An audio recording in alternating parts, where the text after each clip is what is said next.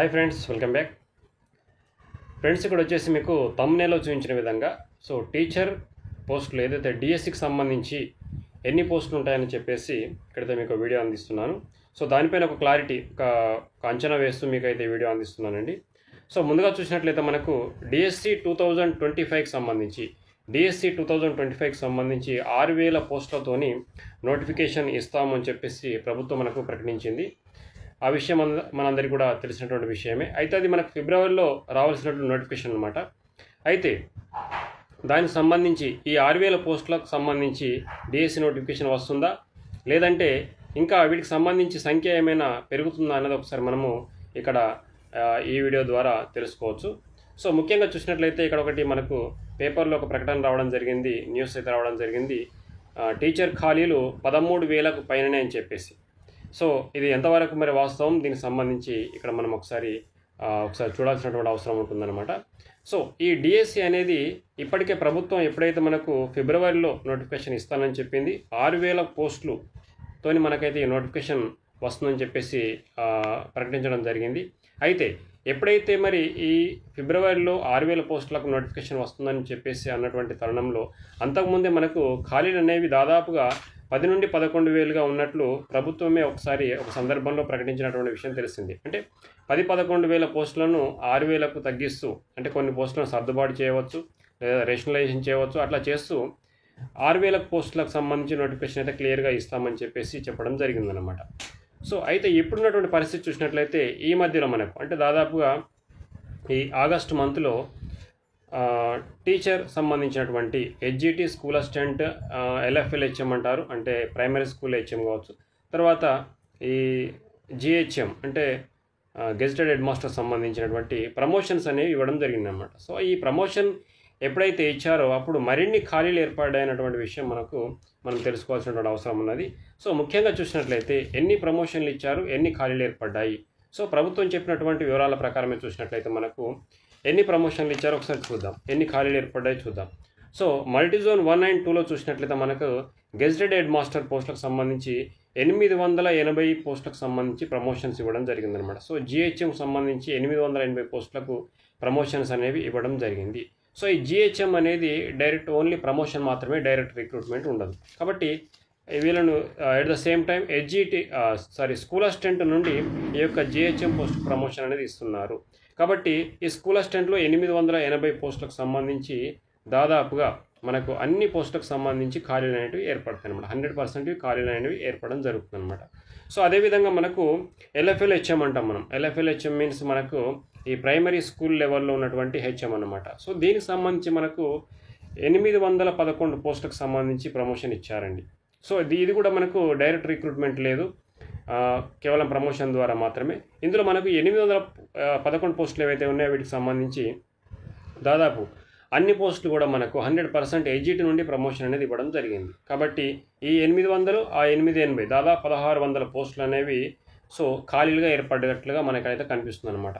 దీంతో పాటుగా మనకు స్కూల్ అసిస్టెంట్ వివిధ సబ్జెక్టులకు సంబంధించి అంటే తెలుగు నుండి సోషల్ వరకు ఉన్నటువంటి స్కూల్ అసిస్టెంట్ దాదాపు 2763 పోస్టులకు సంబంధించి అన్ని జిల్లాల్లో కలిపి HGT to school assistant promotion అనేది మనకు ఇక్కడ ఇవ్వడం జరిగింది. అంటే హెచ్జిటి టు స్కూల్ అసిస్టెంట్ ఇచ్చారు కాబట్టి ఇవన్నీ కూడా మళ్ళీ మనకు ఖాళీలు అనేవి ఏర్పడుతున్నాయి అన్నమాట. ఈ విధంగా చూసినట్లయితే ఈ పోస్టులన్నీ కూడా మనకు ఖాళీ ఉన్నాయండి. అండ్ వీటితో పాటుగా మనకు 70% ప్రమోషన్ అండ్ 30% డైరెక్ట్ రిక్రూట్మెంట్ ఉంటుంది ఏదైతే మనకు ఈ డిఎస్సికి సంబంధించి. కాబట్టి ఇంకొక 30% ఈ 2763 ఏదైతే ఉందో స్కూల్ అసిస్టెంట్ ప్రమోషన్, దీంట్లో మళ్ళీ ఒక 30% అనేది డైరెక్ట్ రిక్రూట్మెంట్కు అడిషన్గా యాడ్ అయ్యేటువంటి అవకాశం అయితే ఉన్నదన్నమాట. కాబట్టి దీన్ని బట్టి చూసినట్లయితే మొత్తం మనకు 4454 పోస్టులకు సంబంధించి ప్రమోషన్ ఇవ్వడం జరిగింది.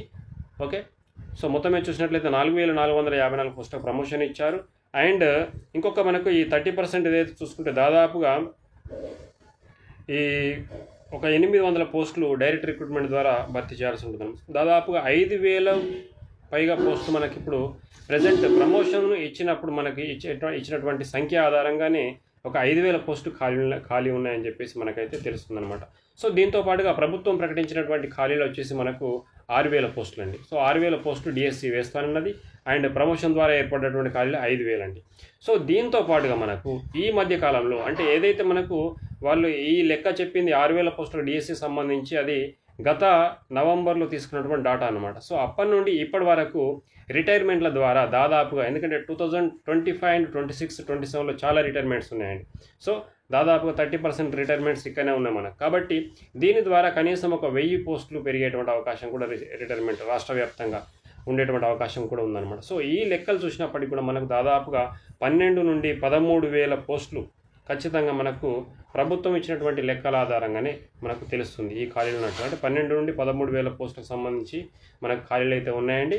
అండ్ ప్రభుత్వం అనధికారికంగా చెప్పినట్టు లెక్కల ప్రకారం అప్పుడే మనకు 11,000 పోస్టులు ఖాళీలు ఉన్నాయి. ఇప్పుడు మళ్ళీ ఒక 16,000 కలిపితే దాదాపుగా 17,000 వరకు అయితే పోస్టులు ఖాళీ ఉండవచ్చు అని చెప్పేసి అంచనాకు రావచ్చు అన్నమాట. కాబట్టి ఎంత మనకు రేషనలైజేషన్ చేసినప్పటికీ కూడా, సో సర్దుబాటు చేసినప్పటికీ కూడా దాదాపుగా 10,000కు పైనే డిఎస్సికి సంబంధించిన నోటిఫికేషన్ రావాల్సినటువంటి అవసరం అయితే ఉన్నదని చెప్పేసి మరి నిరుద్యోగులు భావిస్తున్నారు. సో దానికి సంబంధించి ఇక్కడ మనకైతే ఈ న్యూస్ అయితే రావడం జరిగింది. 13,000కు పైగానే టీచర్ పోస్టులు ఖాళీ ఉన్నట్లుగా అయితే మనకి ఇక్కడ న్యూస్ అయితే రావడం జరిగింది. ఇది వాస్తవమేనండి.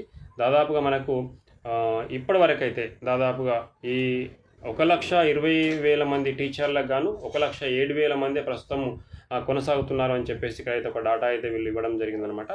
సో దీని ప్రకారం మనకు నిరుద్యోగులందరూ కూడా అంటే డిఎడ్ బిఎడ్ అభ్యర్థులందరూ కూడా ఈ ప్రమోషన్ల ద్వారా ఏర్పడ్డ ఖాళీలు, అదేవిధంగా డిఎస్సిలో వేస్తామన్నటువంటి ఖాళీలు, తర్వాత రిటైర్మెంట్ ఖాళీలు అన్నీ కలిపి కూడా మరి కొత్త డిఎస్సి వేయాలని చెప్పేసి అందరూ కూడా ఆకాంక్షిస్తున్నటువంటి సందర్భం ఇక్కడ మనకు కనిపిస్తుంది అనమాట. సో ఇది మెయిన్గా వచ్చేసి డిఎస్సిలో ఉన్నటువంటి ఖాళీలకు సంబంధించినటువంటి ఇన్ఫర్మేషన్. అండ్ సో ఇది ఈ ఖాళీలను భర్తీ చేయాలని చెప్పేసి నిరుద్యోగులు కోరుకుంటున్నారు. దాదాపుగా మనకు చాలామంది బిఎడ్ అండ్ డిఎడ్ అభ్యర్థులు అయితే ఉన్నారు. తర్వాత దీంతో పాటుగా టెట్కి సంబంధించి కూడా ఒక లేటెస్ట్ ఇన్ఫర్మేషన్ అయితే ఉన్నది మనకు. ఎందుకంటే ఇన్ సర్వీస్ టీచర్లు కూడా అంటే సర్వీస్లో ఉన్న టీచర్లు కూడా టెట్ తప్పనిసరి అని చెప్పేసి సుప్రీంకోర్టు ఏదైతే మనకు జడ్జిమెంట్ ఇచ్చిందో, సో ఈ సందర్భంలో టెట్కి సంబంధించి పలు మార్పులు రాబోతున్నాయా అన్నది కూడా మనం ఒకసారి చూడాల్సిన అంశం. దానికి సంబంధించి నెక్స్ట్ వీడియోలో అయితే మీకు ఇన్ఫర్మేషన్ అందిస్తాం. అండ్ ఇదే వచ్చేసి ఈరోజు మరి ఈ వీడియోకి సంబంధించిన ఇన్ఫర్మేషన్.